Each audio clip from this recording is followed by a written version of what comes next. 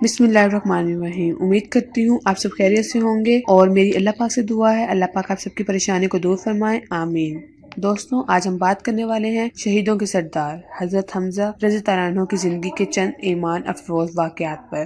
اسلام میں شہید کا بڑا رتبہ ہے۔ اللہ تعالیٰ قرآن شریف میں فرماتا ہے، اور جو لوگ اللہ تعالیٰ کے راستے میں شہید کیے گئے انہیں ہرگز مردہ نہ سمجھنا، بلکہ اللہ تعالیٰ کے نزدیک وہ زندہ ہیں اور ان کو رزق مل رہا ہے۔ سورۃ عمران۔ قرآن شریف میں شہید کا انبیاء، صدیقین اور صالحین کے ساتھ ذکر کیا گیا ہے۔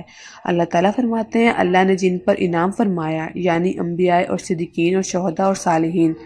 محمد خالد متین صاحب جو تحفظ ناموس رسالت کے سپاہی ہیں، انہوں نے مہربانی فرماتے ہوئے اپنے کتاب شہیدوں کے سردار سید الشہداء سیدنا حضرت حمزہ رضی اللہ عنہ عنایت فرمائی۔ اس کتاب کے پہلے آدھے حصے میں نثر اور باقی آدھے حصے میں نظم۔ عرب دنیا اور پاکستان کے مایہ ناز شعر نے اپنے شعروں میں حضرت حمزہ رضی اللہ عنہ کے بہادری کے قصے عقیدت اور احترام سے بیان کیے ہیں۔ ہم نے اس کتاب کا بطور مطالعہ کیا۔ انہوں نے بڑی عرقریزی سے مستند سیرت و فضائل اور شجاعت و شہادت پر مبنی ایمان پرور اور ایقان افروز کتاب تالیف کی ہے۔ حضرت حمزہ رضی اللہ عنہ کو اپنی کتاب کے ٹائٹل پر اولین مجاہد و تحفظ ناموس رسالت لکھا ہے۔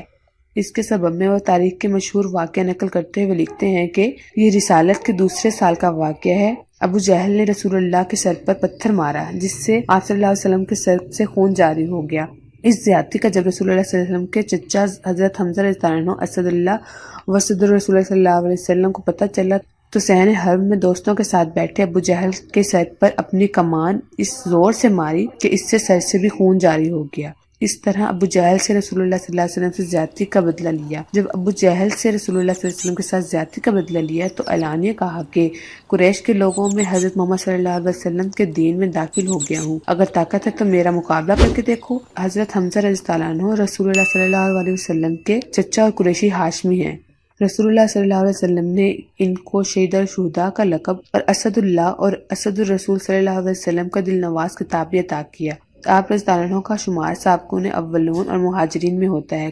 قرآن کے مطابق سابقون اولون وہ ہیں جن کی فضیلت بقیہ پوری امت اور بعد میں اسلام لانے والوں سے کہیں زیادہ ہے۔ اسلام لانے سے پہلے حضرت حمزہ رضی اللہ عنہ اپنی جان کی حفاظت کے لیے زرہ پہنتے تھے، مگر جب ایمان لائے تو موت کا خوف جانے لگا اور زرہ پہننی چھوڑ دی۔ رسول اللہ صلی اللہ علیہ وسلم اللہ کی راہ میں پہلے جن مجاہدین کو روانہ کیا کرتے ان کی سپاسالار حضرت حمزہ رضی اللہ عنہ ہوتے۔ جب رسول اللہ صلی اللہ علیہ وسلم نے مدینہ میں پہرہ داری کا نظام قائم کیا تو حضرت حمزہ رضی اللہ عنہ نے پہرہ داری میں رضاکارانہ ذمہ داری ادا کی۔ اس طرح رسول اللہ صلی اللہ علیہ وسلم مدینہ میں اکثر جنگ مہمات میں حضرت حمزہ رضی اللہ عنہ کو امیر مقرر کیا کرتے تھے۔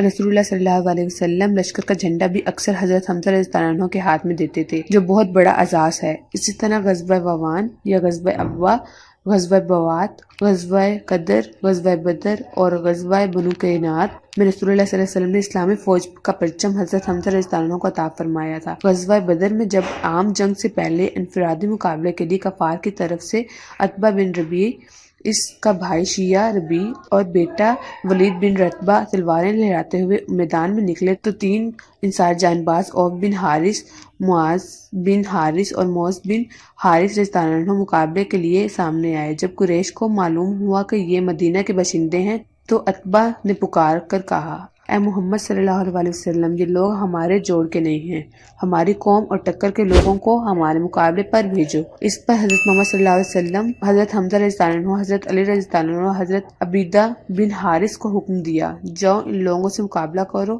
حضرت حمزہ رضی اللہ عنہ غزوہ بدر میں کئی مشرکین کو جہنم رسید کیا۔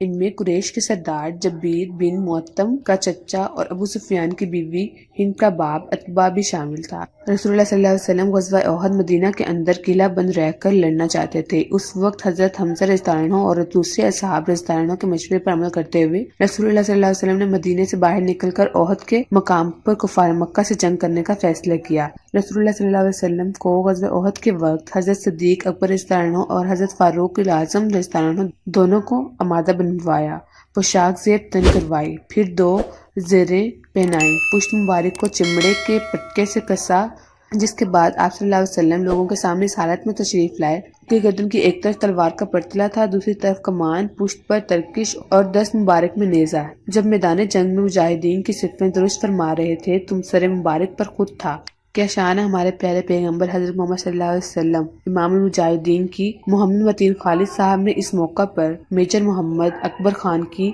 کتاب حدیث دفع کا بھی ذکر کیا، جس میں میجر جنرل صاحب لکھتے ہیں کہ رسول اللہ صلی اللہ علیہ وسلم ایک مایہ ناز پیدائشی جنرل تھے۔ آپ صلی اللہ علیہ وسلم بہترین دفاعی منصوبہ ساز اور فن سپہ گیری کے امام تھے، جن کا ایک غزوہ ان کی اکثری مہارت و قابلیت کا زندہ ثبوت ہے۔ امید کرتی ہوں آپ کو یہ ویڈیو پسند آئی ہوگی۔ ہمارے چینل کو سبسکرائب کرنا مت بھولیں۔ اگر آپ کو ہماری ویڈیو پسند آئی ہے تو اس کو لائک اور شیئر ضرور کریں۔ ابھی کے لیے اجازت چاہتی ہوں۔ اللہ حافظ۔